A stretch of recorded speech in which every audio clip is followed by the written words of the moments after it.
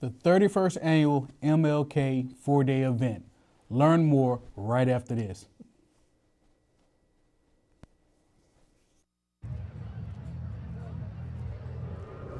Looking for these? You drive buzzed. It could be one very expensive ride.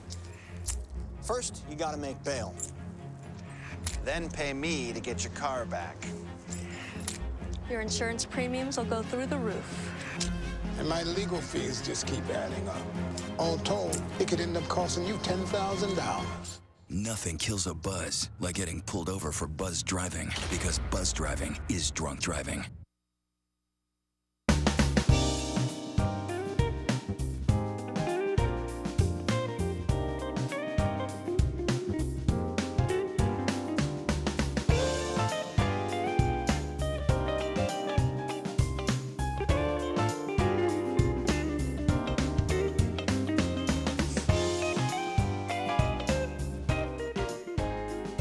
Welcome to Community Watch. Greg, Doc. how you doing? All right, brother, yourself? Yeah, I'm pretty good. So, we're doing our annual tradition. I guess it is an annual tradition It for is. us as well, of a show to discuss the King Weekend celebration. And we've been on the air, how long? 9 or 10 years, 10 something years. like that. So we've done one every year. Yeah, I do believe. So this tradition was in its almost infancy when we started doing the show about it. Well, actually, if you've been doing this show for about 10 years, really that makes us part of the 4-day event. It kind does. of. So gotta we could talk to- add a yeah, day. we can talk to him We about could that. add a day. But it has. I mean, it's, you know, I've learned a lot about, it's like every year is something I'm still learning about the event and the magnitude. And anybody that knows me know I'm a 100 person. I'm just a 100 member loyal. But I still believe the MLK commission is our best chance at truly healing our community. If you can't heal up under the umbrella of Martin Luther King Jr., I don't know what umbrella you can come up under. And so I'm very proud that we still know that we do this shit.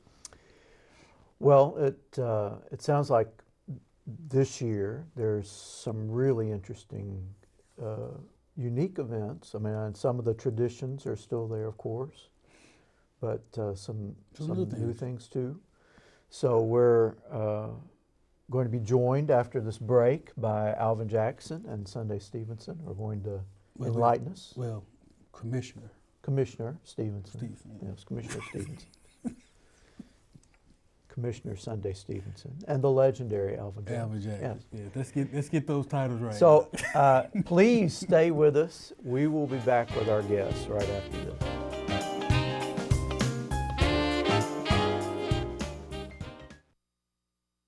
My college offers classes that meet my educational and career goals. With opportunities outside of the classroom. Where the faculty know me by name. My college can prepare me for my career. I can earn an associate's degree and transfer credits to a bachelor's. My college is a state college within the university system of Georgia. My college offers courses that fit my schedule. It's where excellence begins. We are. We are. We are. We are GHC, Georgia Highlands College. Step in. Welcome back to Community Watch, and we are thrilled to have with us today the legendary Alvin Jackson and Commissioner Sunday Stevenson, who is the chair of the King Commission. Is that right? That's correct. right. That's correct. Well, welcome to the show. Welcome back to the show. Thank you for having us. And this is the 31st? It's 31st year. 31st year. That's remarkable. It is. You got to be proud of that. Very proud. I think it's one of the greatest accomplishments that I've been involved with in my lifetime.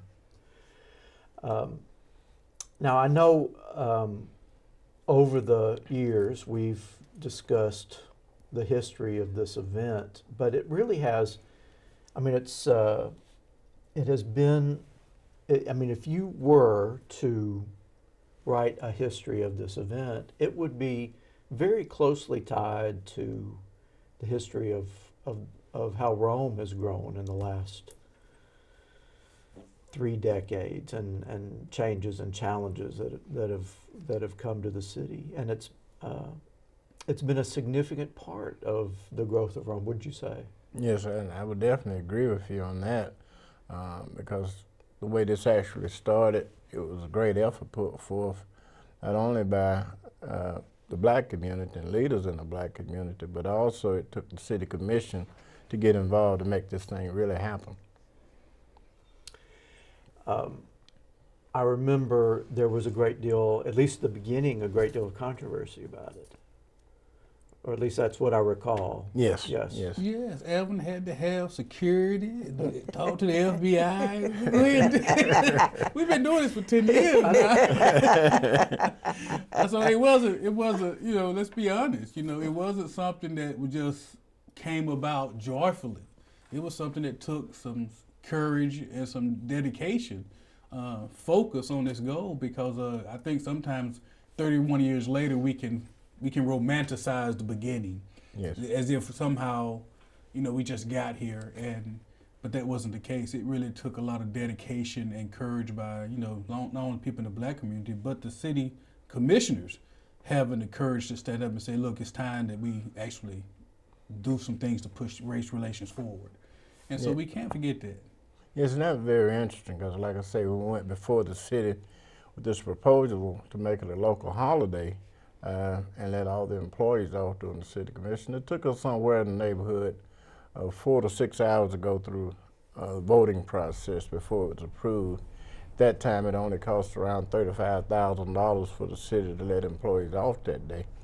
So, I'm proud to say that Buddy Mitchell was the deciding vote in making this King holiday possible here in Rome and Floyd County. There were 9 commissioners, and when they brought it to a vote, there was 4, discussion. And the chairman of the board, who was Buddy Mitchell at that time, had enough, and he said, let's do this. You know, when I think about the King Commission, and also some of the other African-American organizations like the 100, the Deltas, the AKAs, and when you look around these other surrounding counties, a lot of them don't appear to be as progressive as Rome.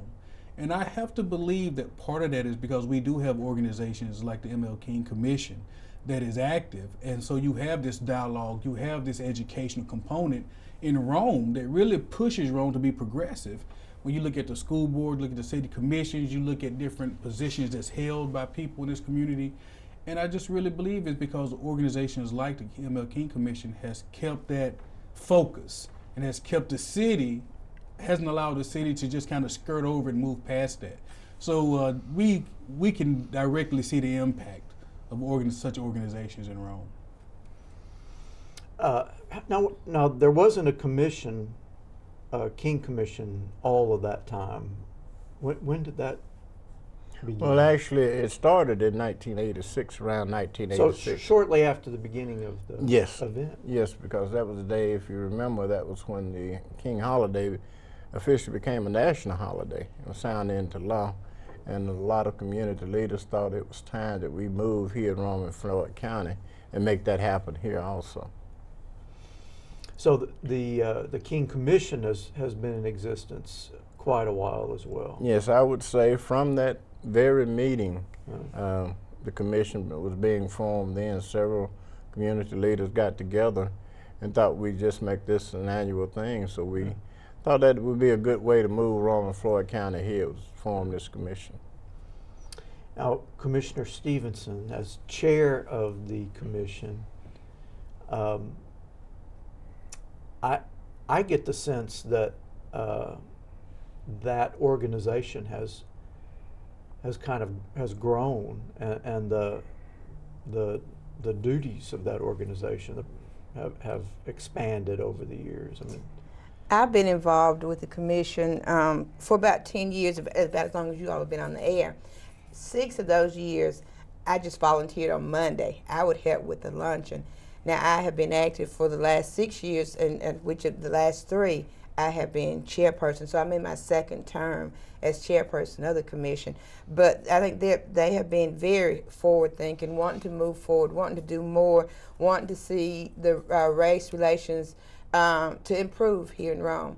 And we have to get better. Each year, you know, that is one of the things that we want to do. Each year we want to do better than we did last year. And so you'll see some new things this year that you haven't seen before, but that's in an effort to make things better. You always want to grow. You always want to be better than you were yesterday. So that's what we're doing. And it's already the only 4 consecutive day celebration in the state, correct? Correct.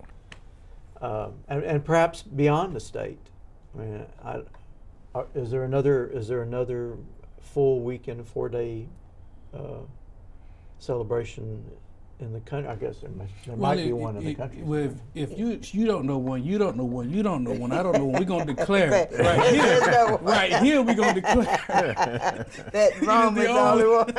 Right. Until somebody prove us wrong. Yes, that sounds good to me. We're that beacon. We're the beacon. We're the beacon on the hill. That's what we want Rome to be, that beacon, so that those that can't see will be able to see. They'll see the light. And if Rome can do it, then they maybe would want to imitate Rome. We're seeing that they are improving, their racial relationships are improving, and they want to be like us. Yeah. So that you know, we're being a leader as opposed to being a follower. So I think that's a good thing. That's a good thing. You know, with all the racial unrest we've had over the last couple of years, I think this time becomes very poignant in that, you know, for years we've had people, you know, we're tired of marching, we passed March and all that, and every Monday for this event you have the symbolic march. Well, we have seen that marching and civil disobedience, you know, in a nonviolent way is a tool being used now by younger generations. You know, we see that with Black Lives Matter, you know, people going back to a tool that has been used and using it very successfully, I might say. One of the benefits, if we take advantage of that, when you have things like the Monday event, where you have the symbolic march, that is such a perfect teaching tool that you can use to go off into a lot of different tangents to talk about, you know, the things we have done. But sometimes I think we participate in those events not realizing, you know, not only symbolically, but what value it has today. Even if you are not a person that says you want to march, there's still value in understanding the power of civil disobedience, the power of boycotting. And I'm amazed sometimes, and I have to give Doc some credit for this, you know, we still sometimes deal with situations that are very, you know, unwarranted. And we have to learn, we don't always have to spend our money with people who may not really appreciate our services. And I think so the King 4-day event, if no other time, should be a time for us to reflect on what got us to this point and what tools we can take from the past to still use to take us forward. Because clearly with some of the stuff we've seen in the last several years, and even in this election cycle, clearly we're not there yet. Yes. We're not post-racial. Yeah, you're right, we're striving. But it's not only that, it's a good teaching tool, because the younger generation, they don't see things that, you know, they may have read about it in books. And some of them, you know, may not even know, but this is a good teaching tool as well. Our children need to know why we're doing the things that we do, and they need to know that history.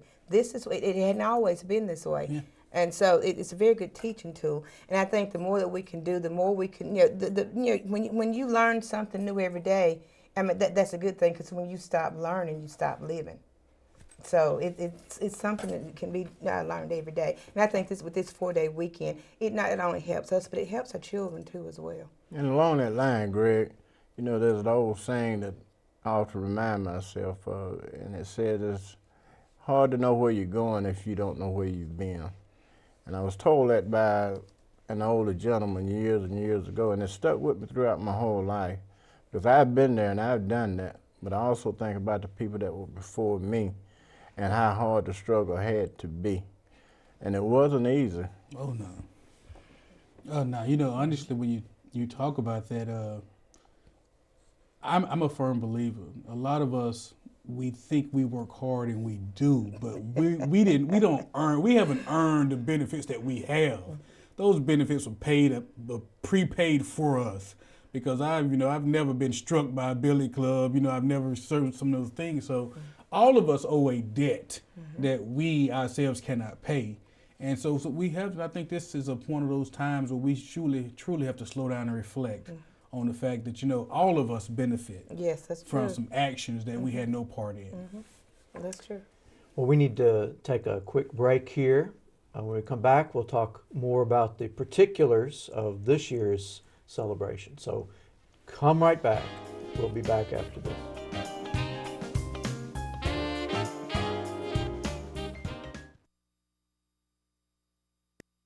If you're looking for a new pet that your family will cherish every day, consider adopting from a shelter. Shelters are the best places to find a new pet.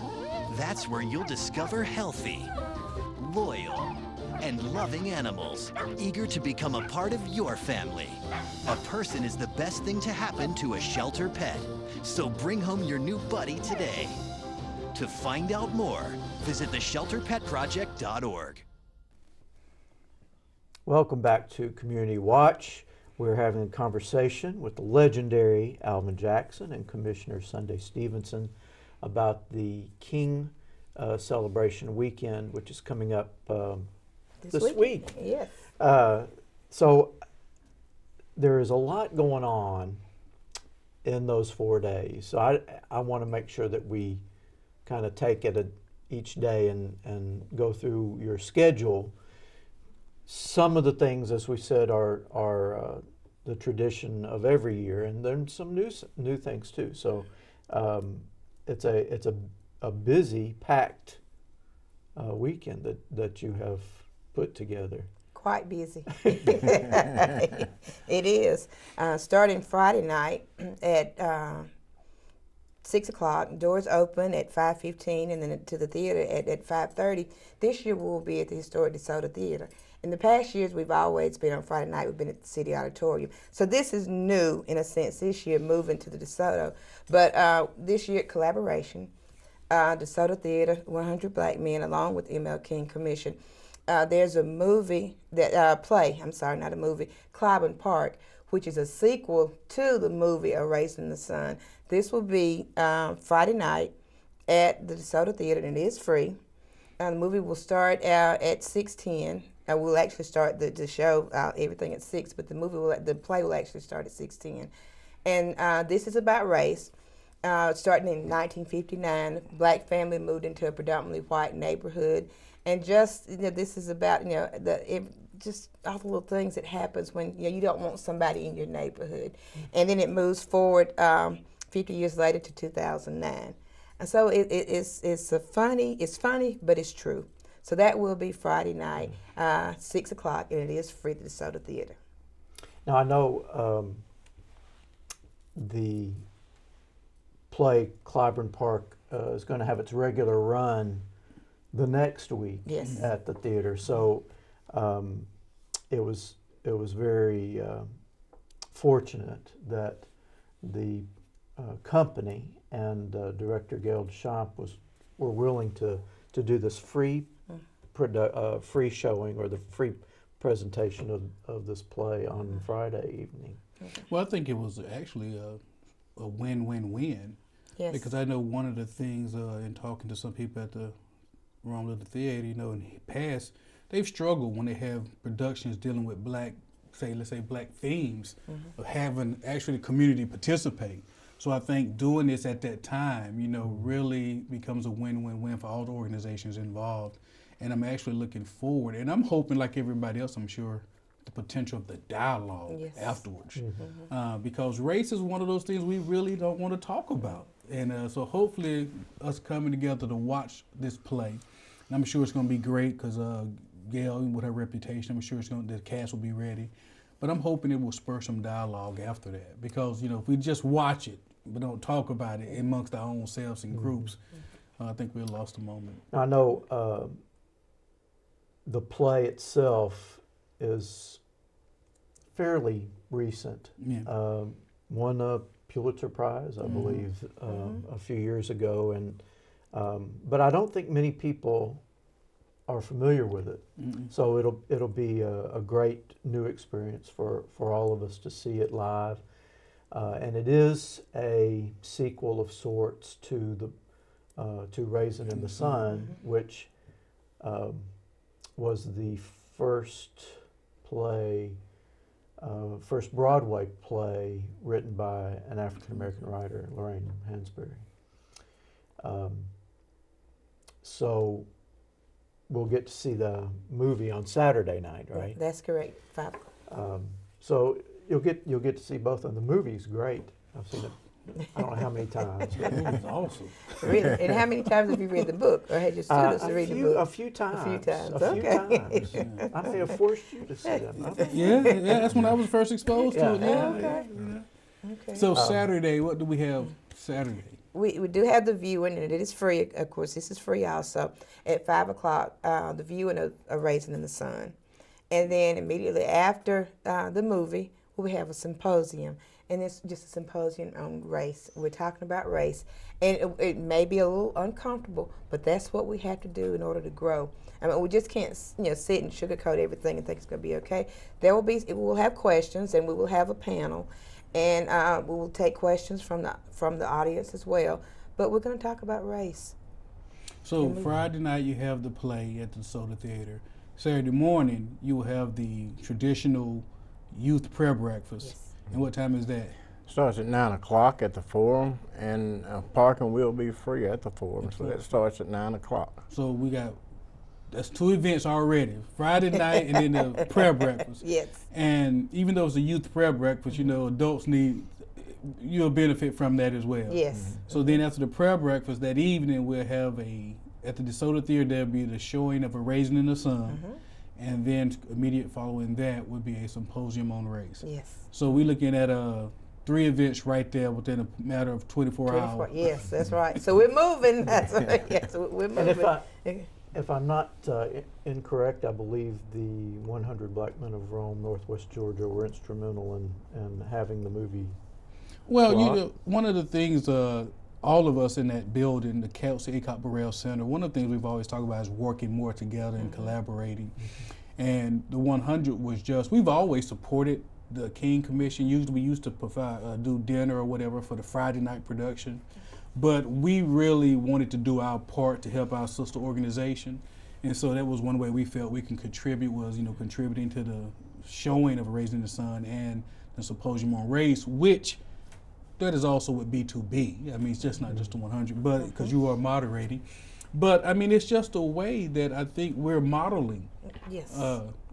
For us to be successful, we have to collaborate. I think the commissioner, what's the name, Alvin, the first black commissioner, working together, Napoleon Fielder, working together works. And so we were just happy to be a part of that, so. Plus, I just love theater. And that was one of the things, our big things that we were pushing last year at the end of, on Monday's program. And I think we ended with, to collaborate because we're stronger when we work together. We're stronger in numbers. So when we're trying, we're going forward with strong, that makes us strong. So, and it was great. When Greg called and told me about the idea, I said, let's make this work. Let's make it work. Because, it was great and it's timely. Yeah, so, timely. Yes, very timely.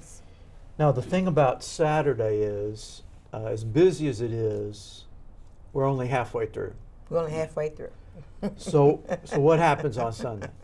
On Sunday, you have the ecumenical service, and that will be held at North Rome Church of God. And the keynote speaker for that is Dr. Kevin B. Lee. And I think he's a great speaker, and Pastor Steve Caldwell brought this program to us. He chairs the ecumenical committee, and it's always a great turnout. And the other thing that we always talk about is diversity. We want to look more diverse. We want to get more people involved, regardless of your race, your ethnic background, your religion. We want all people to come to the table because the only way this community is going to move forward is we all at the table and have a voice. So you're going to see diversity throughout all the programs that we have this year. So what time is the service? It'll start at 5 o'clock. On Sunday afternoon. And let me add to that, we'll have a ML King Community Choir. A mass choir sings. They sing this night, Sunday night, for the first time at the program. And if anyone's interested and would like to sing in the choir, choir practice will be Thursday night. I'm putting a plug in here, 7 o'clock at North Rome Church of God. And you can join in welcome. too. Yeah, Oh, you don't yes. want that. You really don't. You better off to let us host this show. You don't want that. We'd love to have you know. Oh. And so Monday, what happens Monday? Well, Monday we began with the annual Freedom March. We assemble at the corner of Broad and First Avenue at 11 o'clock. The march starts at exactly 11:30.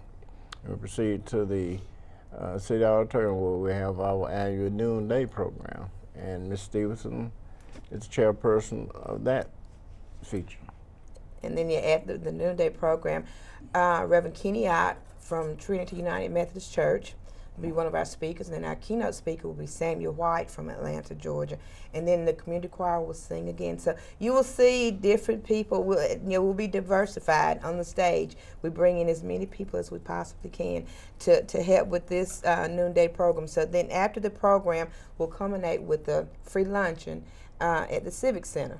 So we just invite everybody to come out. If you can't make them all, make as many as you possibly can. But we'd love to have you at all of them. I think I missed one event in 31 years, and that was because the doctor wouldn't let me out of bed one day.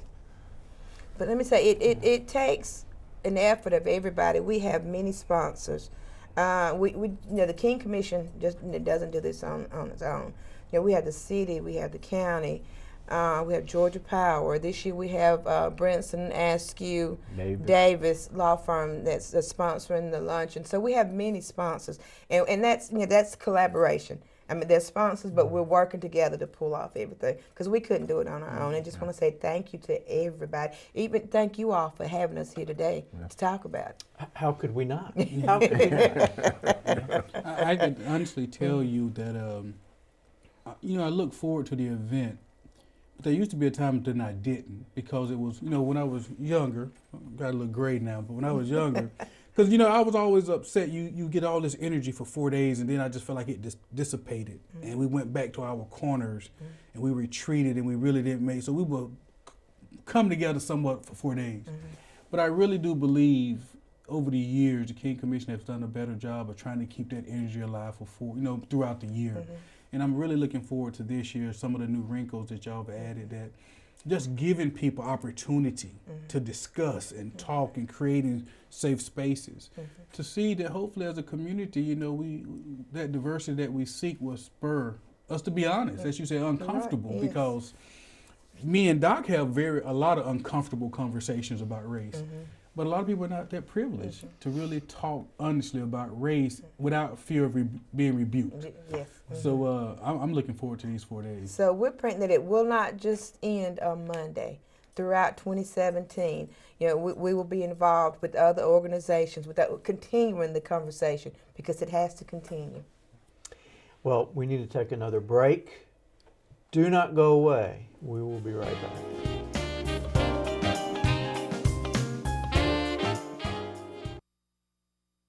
My college offers classes that meet my educational and career goals, with opportunities outside the classroom, where the faculty know me by name. My college can prepare me for my career. I can earn an associate's degree and transfer credits toward my bachelor's. My college is a state college within the University System of Georgia. My college is affordable. It's close to home. My college has online opportunities. It's where excellence begins. We are GHC, Georgia Highlands College. Welcome back to Community Watch. We've enjoyed talking with the legendary Alvin Jackson and Commissioner Sunday Stevenson about the King Weekend celebration that's coming up starting Friday, the 13th through Monday, the 16th. And there are too many events, really, for me to even review for you in the few seconds we have left.